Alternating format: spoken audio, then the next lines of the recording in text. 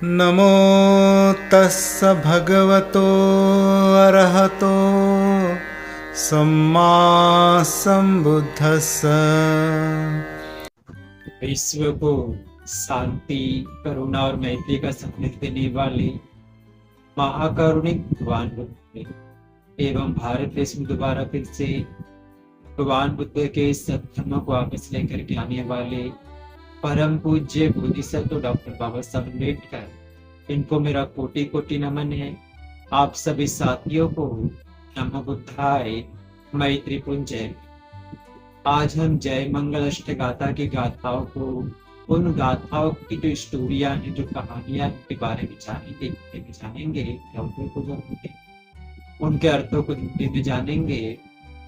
हम कहते हैं बाहु सहस्रम निमित्त साउदं गिरिमेखिलं विदित घोर ससेनमार दानादि धम्म विधिना जित्वा मुनिन्दो तेजसा भक्ते जय मंगलानि।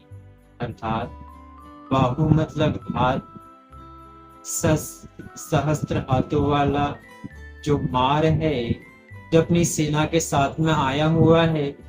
जब भगवान बुद्ध गया में पीपल के नीचे बैठ करके ध्यान कर रहे होते हैं, तो उनको विचलित करने के लिए जो मार है, वो बहुत हजारों हाथों वाला जो मार है, गिरिमेखला नामक हाथी पे सवार होकर के भगवान बुद्ध को उस मार्ग से, अच्छे मार्ग से हटाने के लिए आया हुआ है कि अच्छे मार्ग से हट जाए और गलत मार्गों में चले जाए करके, ऐसा करके हटाने का प्रयत्न करता है।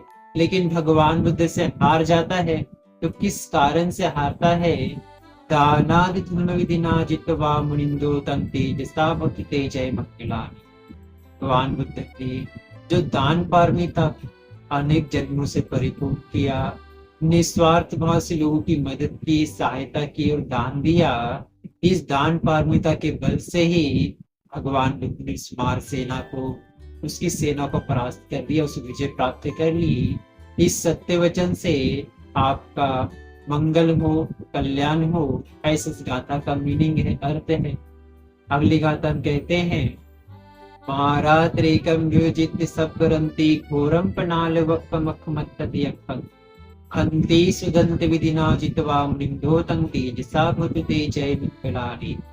अर्थात मार की समान अतिरेक करने वाला जो यक्ष है, आलोक नामक यक्ष है, जब भगवान उसकी गुफा में जाते हैं तो आने के बाद में यक्ष जो है उनको कहता है बाहर निकलो। एक बार जाते फिर कहता है श्रमण भीतर आओ, भीतर आता है। उनको क्रोधित करने के लिए, उनको क्रोध दिलाने के लिए बार बार, 2 बार 3 बार उनको बाहर भेजते कहता है। अब भी कहता है तीसरी बार के बाद भी कि अभी भी श्रमण बाहर जाइए करके।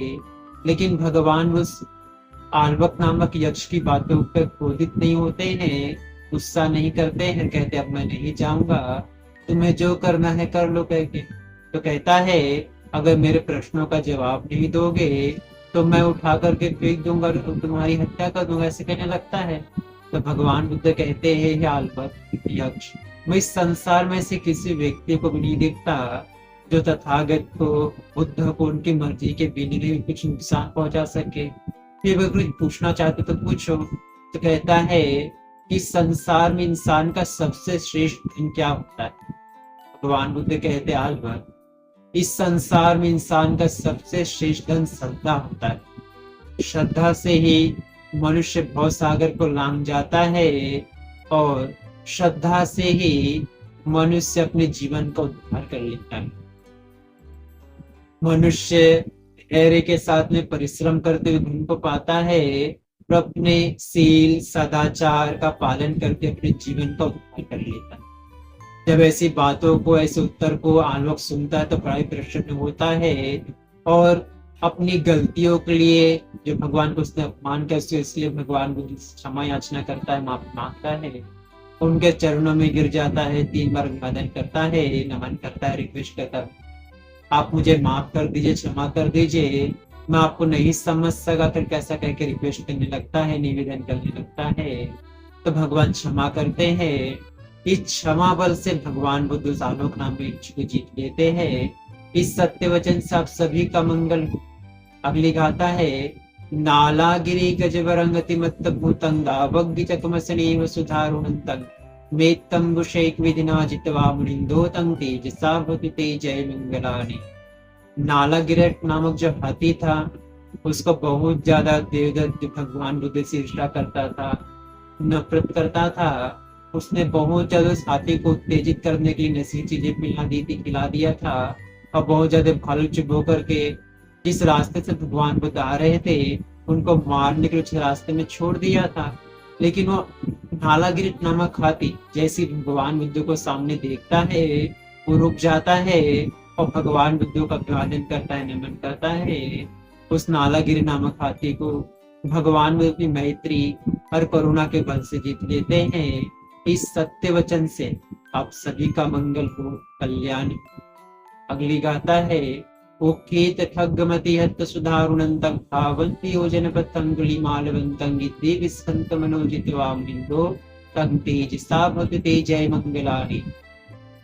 जो अंगुलीमाल खूंखार डाकू था जिसको राजा उसके सैनिक भी नहीं पकड़ सक रहे थे, जिसने 999 लोगों की हत्या कर दी थी, उस अंगुलीमाल को भगवान बुद्ध उस रास्ते में जाकर के उस अंगुलीमाल को अपनी बुद्धि बल से जीत लेते हैं और उसको जीत करके अपने संग में शामिल कर करके एक अच्छा इंसान बना देते हैं। उसके मन को परिवर्तित कर देते हैं, डाकू से अच्छा इंसान बना देते हैं, जिसके बाद में सभी नगर के लोग राजा उसका भी सम्मान करने लगते हैं। उसके प्रति घृणा को नष्ट कर देते हैं, क्रोध को नष्ट कर देते हैं, क्योंकि वो बुरे कर्मों को छोड़ देता है, संकल्प लेता है, उसके बाद वो किसी प्राणी की हत्या नहीं करता है, अच्छा नेक इंसान बन जाता है। भगवान बुद्ध के कारण, सील सदाचार का आचरण करने के कारण इसे भगवान बुद्ध ने अपनी बुद्धि बल से जीत लिया। ऐसे अंगुलीमाल पे भगवान बुद्ध ने विजय प्राप्त कर लिया, इसे राजा और जनता कोई भी नहीं पकड़ सक रहे थे। उस पे भगवान बुद्ध ने विजय प्राप्त करके उसको अच्छा इंसान बना दिया। इस सत्य वचन से आप सभी का मंगल हो, भला कल्याण। अगली गाथा है पतवान कट्ठ मुद्रंगिव गभीनिया चिंचाय दुष्ट वचन जनकाय मज्जे संतेन सोमविधिना जित्वा मुनिंदो तं तेजसा भवति जय मंगलानि। चिंचा नामक जो स्त्री थी वो झूठ बोल करके दुराचरण करते हुए अपने पैसों को कमाया करती थी। तो वैसे ही आ गई जब भगवान बुद्ध सभा में बैठे हुए थे। विगार माता विशाखा, अनाथ पिंडक, राजा प्रसन्न जी सभी लोग उनकी सभा में थे, धर्मोपदेश कर रहे थे। उस समय चिंचा नामक जो मानविका है, जो लोग भगवान बुद्ध से ईर्ष्या करते थे, उन लोगों ने उसको ऐसा सिखाया पढ़ाया कि ऐसा जा करके कहे ना, ताकि भगवान बुद्ध की बदनामी हो करके, और दुष्प्रचार के लिए उसको पेट में तकिया बांध करके भेज देते हैं। और वो जाती है और भगवान बुद्ध के ऊपर दोषारोपण करती है। लेकिन जब भगवान उसको बहन ये क्या कह रहे करके कहते हैं तो घबरा जाती है और पेट में जो कपड़ा बांध करके तकिया बांध करके लाती है, तो जो पेट का जो कपड़ा है नीचे गिर जाता है, जिससे वहां के जो लोग हैं देख करके सोचते हैं कि झूठा आरोप लगा करके पैसा कमाने के लिए ये करके उसको खूब मारते हैं। भगवान कहते रुक जाओ, ज्ञानी है, क्या कर रही पता नहीं, ऐसा कहते हैं। लेकिन भगवान के बोलने के पहले ही वो सब लोग इतना मारते कि झूठा आरोप लगाती है करके उसकी मृत्यु हो जाती है। तो चिंचा नामक झूठी मानविका को जो झूठ बोल के पैसा कमाया करती थी, उसको भगवान बुद्ध ने सत्य वचन से जीत लिया।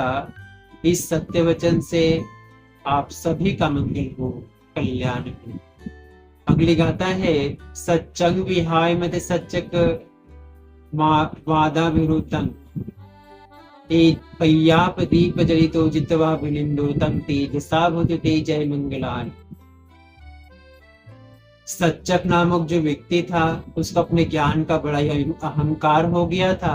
अपने अहंकार के कारण समझता था कि कोई भी उसके सवालों को उत्तर नहीं दे सकता, तर्क का तो खंडन नहीं कर सकता करके तो भगवान बुद्ध से डिबेट करने आता है, चर्चा करने आता है।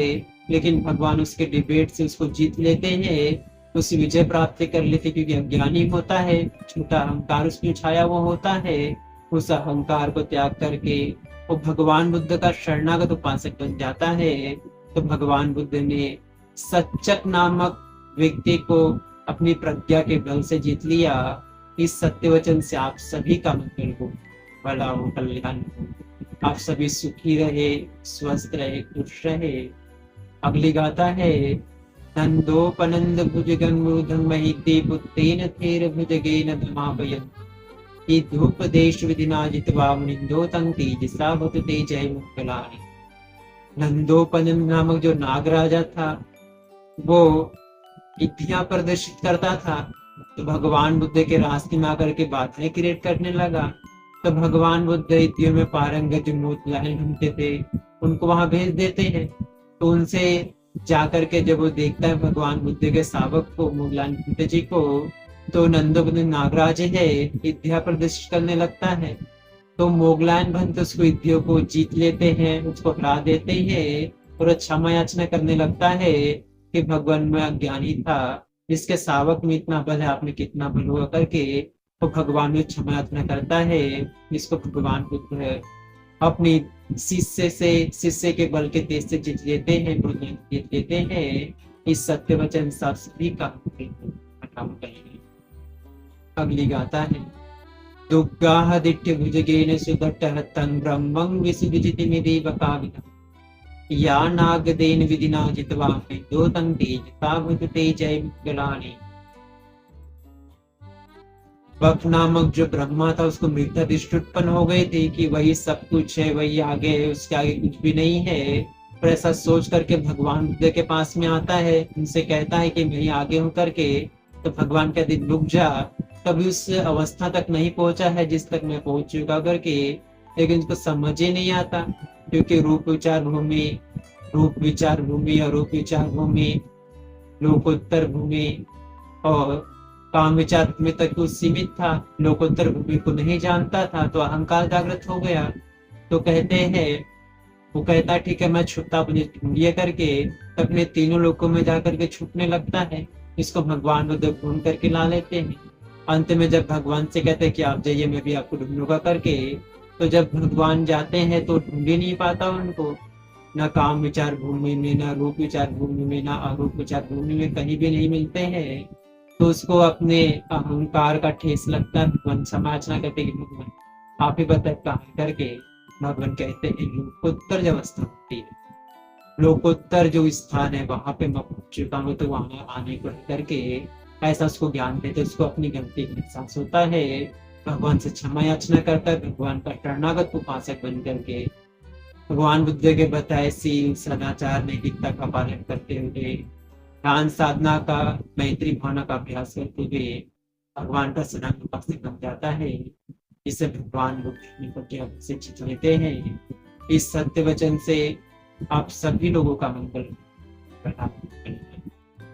एतापि बुद्ध जय मंगल गाथा यो वाचिको दिन दिने सरते मितंदे नित्यवान नेकी ढांचुतवाणी मोक्षम सुखम अधिगमिनम।